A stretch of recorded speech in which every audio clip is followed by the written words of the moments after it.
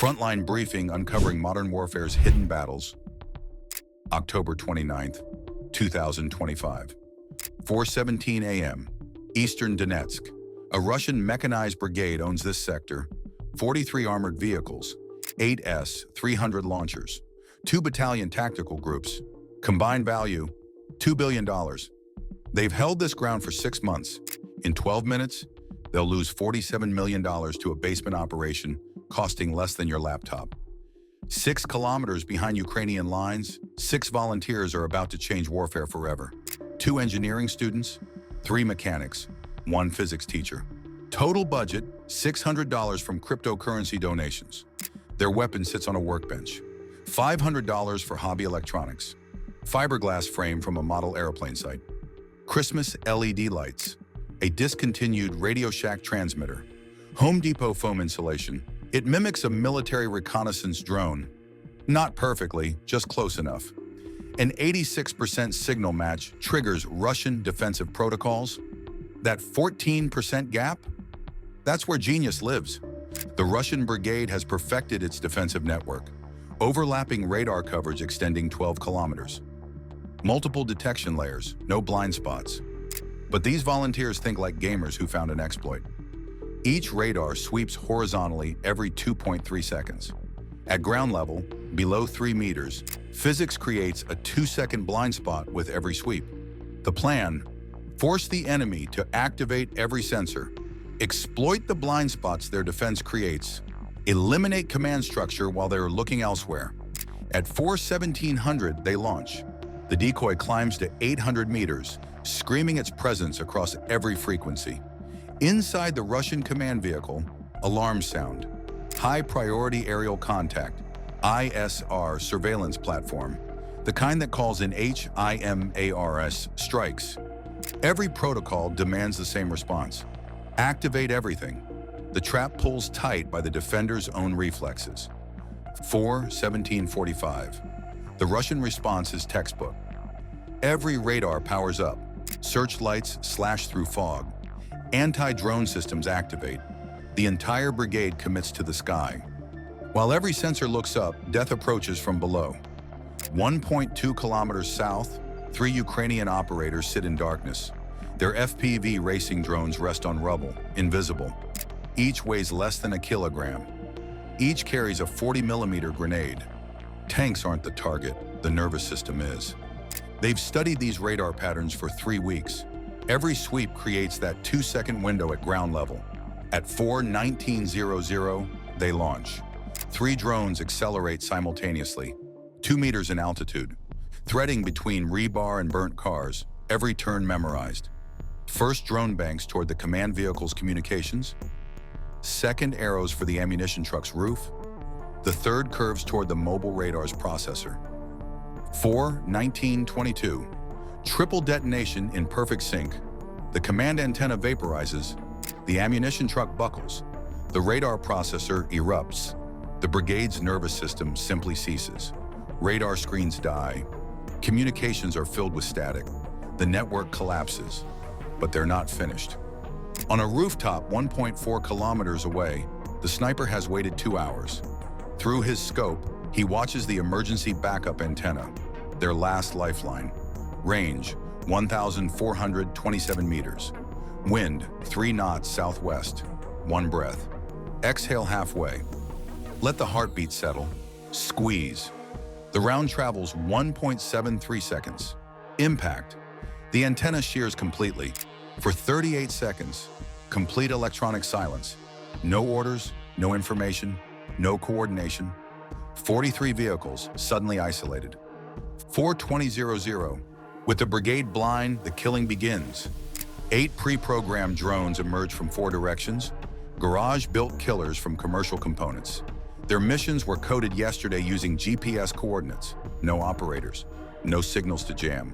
Autonomous. The lead T-72B3 never sees its killer. Impact where turret meets hull. The shape charge penetrates. 42 rounds detonate in sequence. The 60-ton turret launches 20 meters up, landing upside down. Second impact. BMP-3 command variant takes a hit to its antenna array. Electronics catch fire, spreading to hydraulics, then fuel. Crew scrambles through hatches, impacts 3 through 8 follow the pattern, supply trucks at fuel tanks, radar vehicles at processors, engineering equipment at hydraulic pumps. Each is calculated for cascade effects. Crews abandon vehicles before they're targeted. Some flee into the fog without weapons.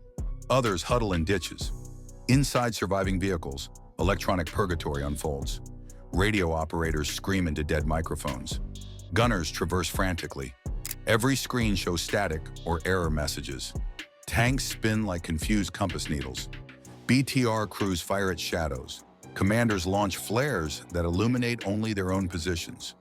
Each response depletes ammunition and reveals locations to Ukrainian sensors 3 kilometers away. In a basement 4 kilometers away, a 23-year-old computer science student watches through his laptop. Never held a rifle, never needed to. His battlefield is a spreadsheet. He watches red icons become gray crosses with clinical detachment.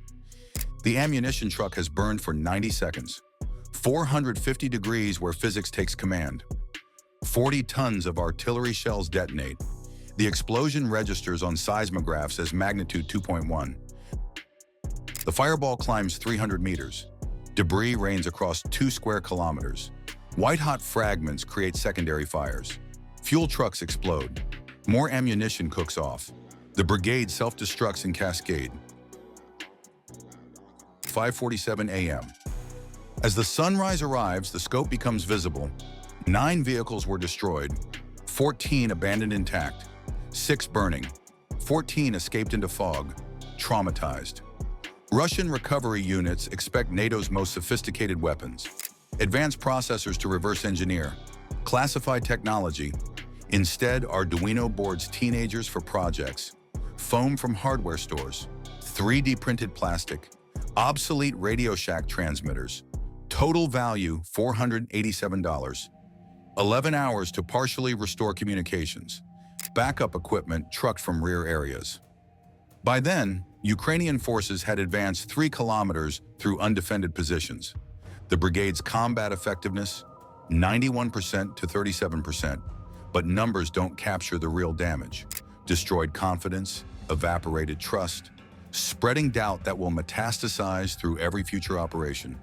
Intercepted messages reveal the psychological crater.